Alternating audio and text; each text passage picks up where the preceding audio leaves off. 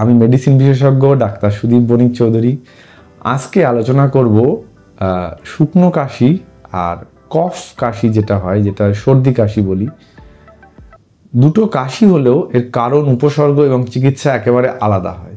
এই ভিডিওটিতে আজকে আপনারা জানতে পারবেন শুকনো কাশি কি, কেন হয়, আর এই সর্দিযুক্ত কাশি বা কফ যেটা বের হয় কিভাবে এটাকে আলাদা করবেন, কোন কাশিটা বেশি বিপজ্জনক হতে পারে, কাশি হলে ঘরোয়া টিপস ও সঠিক সময় যখন আপনি ডাক্তারের সঙ্গে পরামর্শ করবেন। কাশি হলো আমাদের শরীরের একটা ডিফেন্স সিস্টেমস, কিন্তু সব কাশি কিন্তু একরকম হয় না।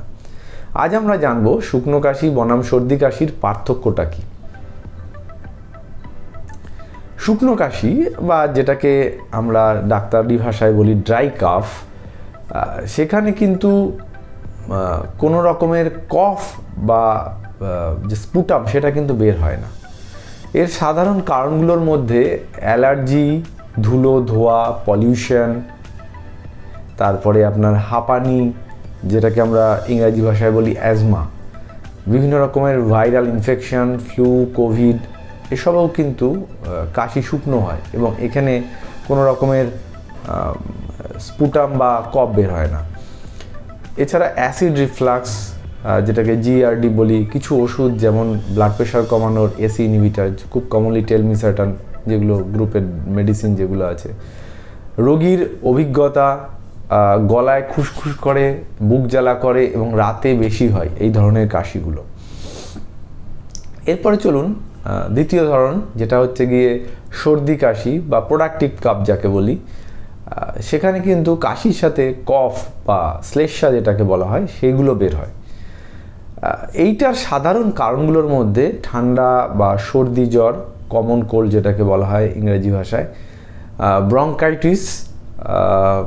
ব্রঙ্কাইটিস হচ্ছে একটা ক্রনিক ডিজিজ, মানে অনেক দিন ধরে যেটা আছে। এছাড়া নিউমোনিয়া বা লাংসের যে ইনফেকশন হয়, ফুসফুসের ইনফেকশন যেটা হয়।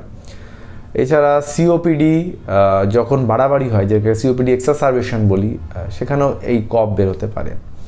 কফের রং ও ঘনত্ব দেখে ধারণা পাওয়া যায়, যেমন ধরুন সাদা, হলুদ, সবুজ, কি রঙের কফ হচ্ছে, ঘন হচ্ছে নাকি পাতলা হচ্ছে, সেটার উপর সেটা কিন্তু খুব গুরুত্বপূর্ণ। ডাক্তারবাবুকে কিন্তু এই হিস্ট্রিগুলো আপনাকে দিতে হবে।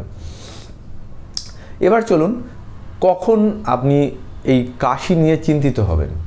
যদি কাশি 2 থেকে 3 সপ্তাহের বেশি স্থায়ী হয়, সাধারণত আমরা বলি 2 সপ্তাহ যদি কন্টিনিউয়াস চলে, তারপরে যদি চলতে থাকে তাহলে কিন্তু অবশ্যই ডাক্তারবাবুর পরামর্শ নেবেন।